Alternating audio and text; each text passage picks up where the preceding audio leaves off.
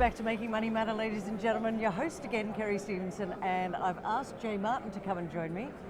Jay is the host of the Jay Martin Show, very original, but also runs a conference called the Vancouver Resources Investment Symposium, which I've been to before, many years ago. Let's get you God, it was a long time ago, but a lot of fun. We're here at the VRIC Symposium in Boca Raton, Florida. Really hot outside, ladies and gentlemen, but quite cool in here. Great to see you again. Good to see you, Kerry. Life has changed a little bit since I last saw you, and I really love what you do for the industry, who you speak to. First of all, talk to us about how you got into this industry. I know your dad started it from memory, Joe. Yeah, my entrance into this business was acquiring, not necessarily a family business, but a business that my dad, Joe Martin, founded in the mid-90s, an investment conference company. And he had junior mining investment conferences all over North America. I began buying him out in the early 2010s through about 2015. And then today we're a sort of multimedia company. We do podcasts, YouTube channels, newsletters, online courses. We still do events. We took a hard pause on those, obviously 5 years ago, when attending large-scale gatherings wasn't in vogue. And when we went back to it, we decided instead of doing 9, 10 events per year, let's just do one and make it the Super Bowl of the junior mining sector. So that's every January in Vancouver, British Columbia. Pretty cold then. Yeah, it's not. It's a productive time to visit Vancouver. Because no one leaves. They all stay at the conference and stay warm. That's right, yeah. What changes have you seen in the industry from when you said it was the 2010s that you started to, that's when you really probably started getting involved? Well, I mean, you remember the industry in 2010 and 2011, it was as frothy of a bull market as you could get. And everybody and your cab driver was giving you junior mining stock tips. That should have been a flag. You never see it in a moment, but that was the top of the market. And for 2012, 13 through really to 2016, the industry just fell off a cliff. And with that, people left. And nobody was entering the sector during those years, for about a decade actually, until about 2020, which ended up being an amazing advantage for myself because everybody who stayed in this business really meant business. They were here because they loved it. They were able to make money when markets were bad, which is hard to do. And they were married to it, for the long term. And that's it's a valuable time to enter an industry when it's in the gutter actually. So I'm really grateful for that. Today, the difference is that people are paying attention to commodities in a way that we haven't seen in about 12 to 15 years. And they're grabbing onto different narratives that lead them here. Some are looking at their purchasing power disappearing, vanishing, and they're curious as to why, and they're starting to ask questions, and that's leading them towards hard assets and raw materials. Other people are watching geopolitics. They're watching the fracturing of globalization. That's been, my entire life has been defined by the era of globalization, and that era is now over. We don't know exactly what's going to happen next. I don't think it's going to be quick or predictable, but it's going to be different. And the long and the short of it is, if globalization was all about sharing, if you had the cash or the credit, you could buy whatever you wanted. You're a country, you're a global company, you could buy whatever you wanted from whoever had it if you had the cash or credit. Those rules no longer apply. And so countries and companies are getting a lot more defensive and protective over their supply of what's really important. And whenever anything becomes less certain, your supply of that thing becomes less certain, the value goes up because you're willing to pay more for that supply. And so we're seeing that enter the commodity sector now, copper, gold, silver, uranium. Nickel's on a bit of a pause, but that's for a very strategic reason. I'd love to talk about that, but everyone's recognized we need to secure our supply today, and that's why we're seeing interest in the sector and prices going up. Yeah, it's interesting, isn't it? But I think you're based in Canada.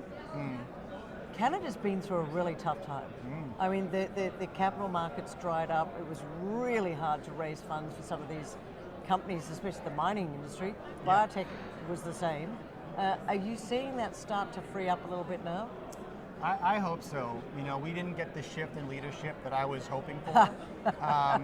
Look, Canada, that's a subtle way to say that Canada's going through a really tough time by their political system. Canada's a very simple country. Let me just explain it. It's a landmass bigger than America with less people than the state of California. It is Oh, a is that massive right? country with almost nobody in it, and it's incredibly resource rich. That's why Natural Trumpy gas, wants it. oil, copper, nickel, lithium, uranium, like you name it, in the top 3 global producers and suppliers, right? Yep. So it's got all the ingredients, and it has the expertise. You know, the engineers, the chemists, the metallurgists, Yep. the geologists are there, and the mining finance community is there as well. You can raise money for a mining company in Canada, Vancouver or Toronto, but you can have all the right ingredients, But you and, can't bake and the cake. bad leadership can still wreck it, right? And that's what we've seen for a decade, is vilifying our core industry, which is natural resource extraction.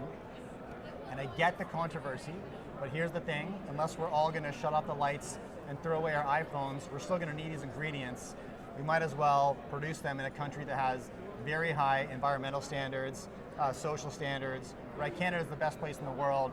Canada, America, Australia. There's I a was few. about to say, and Australia, but no, yeah, Jay, But hello. in terms of the extraction sectors, like Yeah. they're the best place in the world to produce raw materials, you know, Yeah. because the standards are very high, because every company has a magnifying glass on them, right? It's not the case everywhere. So, you know, you can have the right ingredients, as Canada does.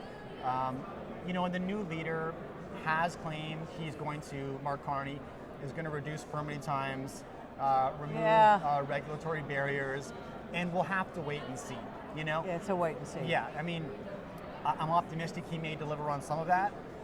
No matter what, he's a very positive change from the leader we had for the last 10 years. He's not the leader that I wanted.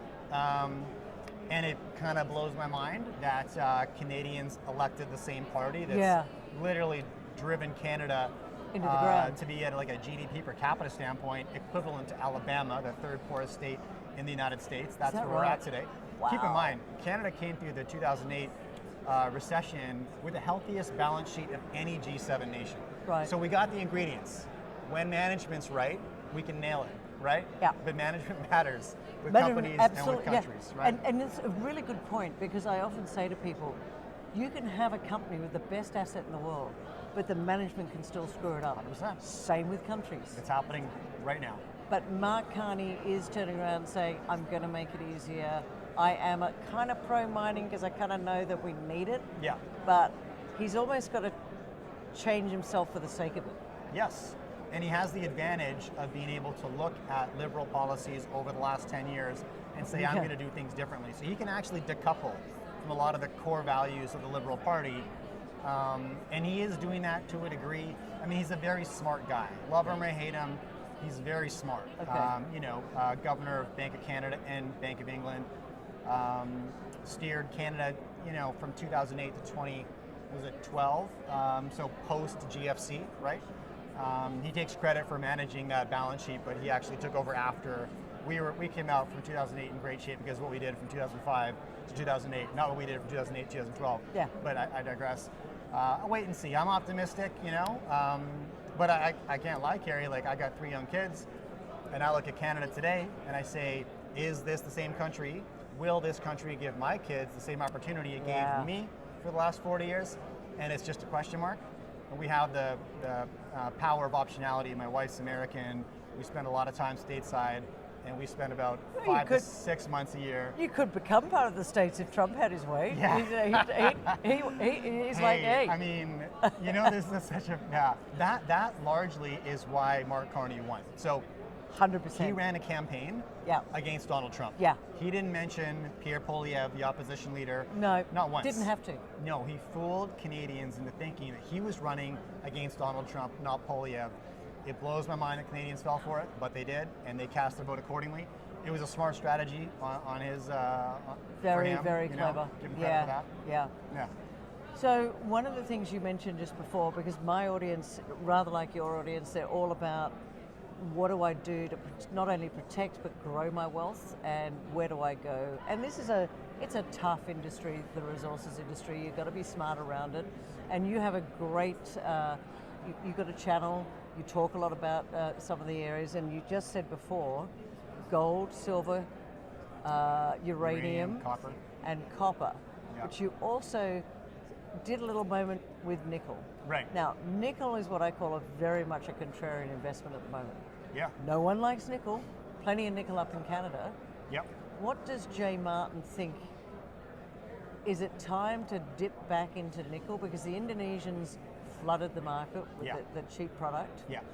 That's going to end soon because I think politically they can't keep going with what they're doing.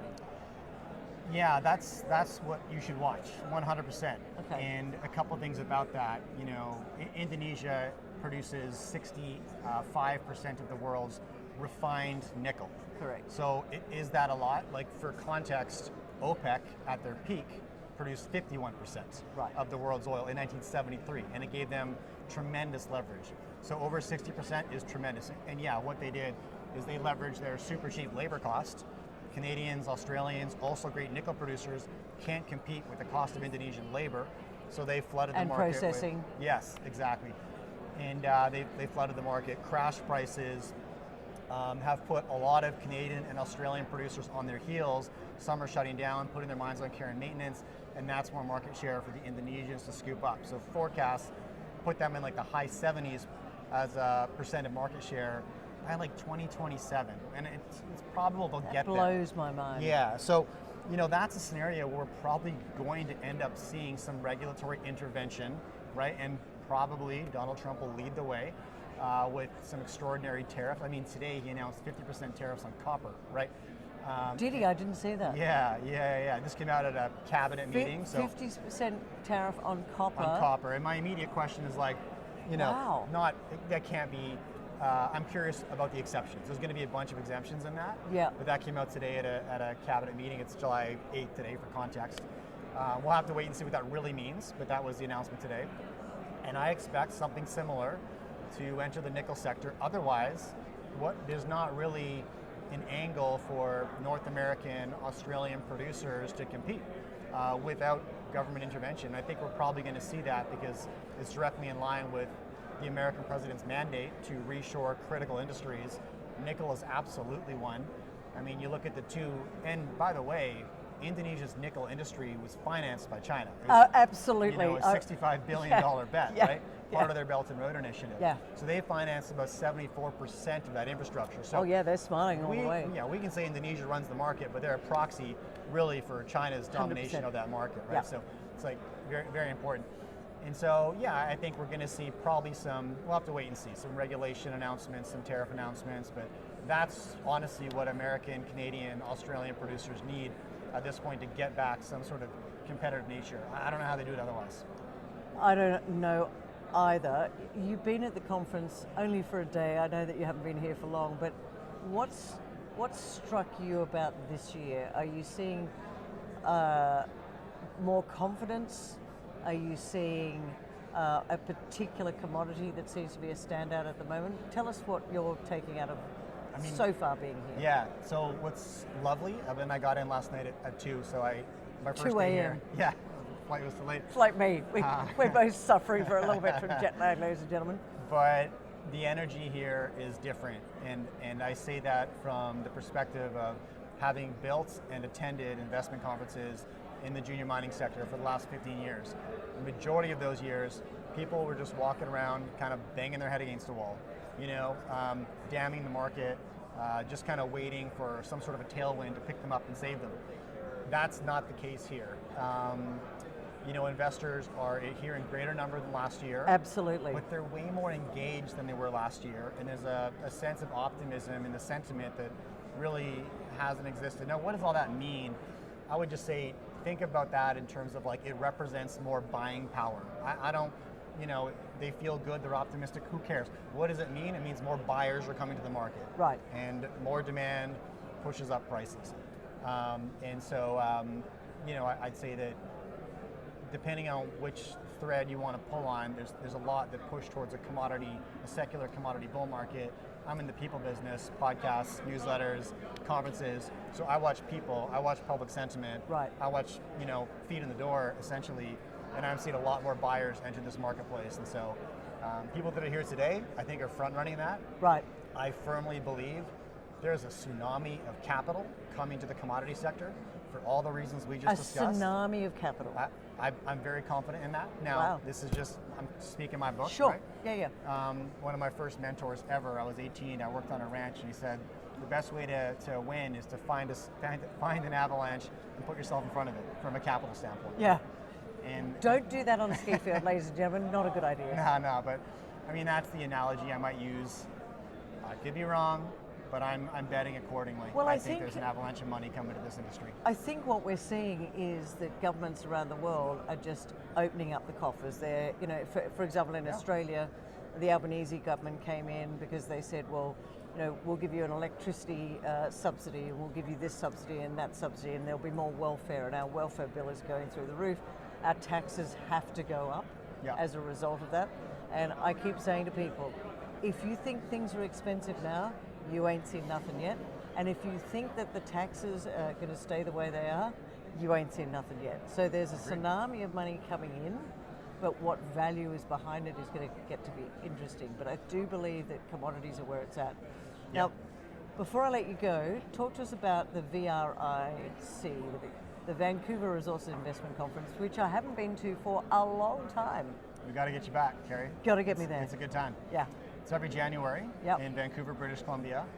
A terrible time to visit Vancouver, British Columbia, but a great time to be at this event because the whole industry shows up. My mandate there is effectively to make sure every stakeholder in the business is there. So whoever you want to connect with, we get them in the room. We have about 9,000 investors that attend, as last year.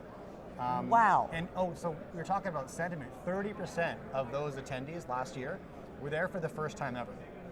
The reason 30%. Yeah, the reason that's important. Huge. That's 30% new buyers That's in our marketplace. 3,000 people. Yes. And here's the interesting part about that. If it was 2011 and the market was crazy frothy and everybody was making money, I wouldn't be surprised by that because that's the activity you see at the top of the market.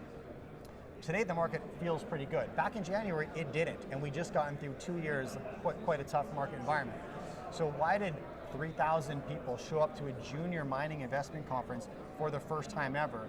Well, it gets back to people are picking their head up, they're looking around and they're saying, why is the house I couldn't afford last year less affordable this year? What's with all this these hot conflicts that are erupting globally? They're paying attention to these macro narratives, whether it's the end of globalization, devaluing of the currency, government debt, whatever. More people are paying attention to that today than ever, and a percent of those people end up in the hard asset arena. Some of them end up at our conference. That's why our conference is growing, this conference is growing, my podcast is growing, all of my peers are growing. Mine's growing, yep. So just think about that. That's like, let's all pat ourselves on the back, but really recognize that's new buyers coming to this industry. That's new capital coming to this industry.